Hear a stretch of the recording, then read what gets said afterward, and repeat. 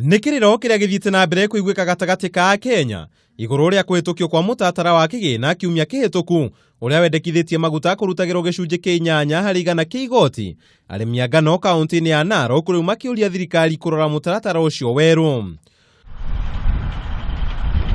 Matongoretio ni muikariri giti wao Ole Naishoyani ugethi wa ngano ni ukugia goro no gukuraga kio kia murimi kia guthie na mbere kurima amu kiria marona thutha wa kwendia ngano yao gitire na uguni munene.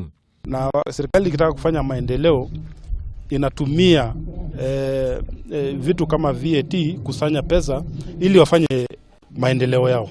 Lakini wanapofanya hivyo wakumbuke pia, kwa sababu unaona kama saizi tunauza mahindi kwa bei ya 1,300.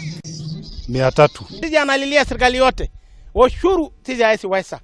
Sisi haisiweza ushuru kulipa. Naishoyani ni athiete na mbere kuria thirikari kweheria maritwa ma arimi makiria ma 1,500 kuma ruhonge-ini ruria maritwa ma andu aria maremetwo ni kuriha ngombo maikagio na ritwa ringi CRB, akiuga arimi aingi ni mahingirwo kwamukira ngombo. Mkulima sasa hakuna kwenda kuomba mkopo yote katika benki yote ya Kenya.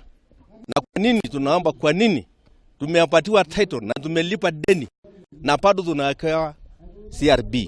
Hata hiyo CRB toa wakulima, kwa sababu anashinda kulipa, anashinda kupenya kabisa kwa kulima, na sisi hakuna msaada yoyote.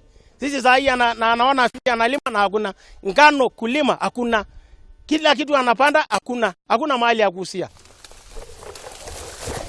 Kiriro kiao gigiukariria arimi a ngano kaunti-ini yo mathiete na mbere kunyamario ni nyoni muthemba wa kwelea iria itharikire ngano iria tigaririre migunda-ini. Riboti iria tugukorwo tukimurika na njira nyandanduku umuthi hwaini.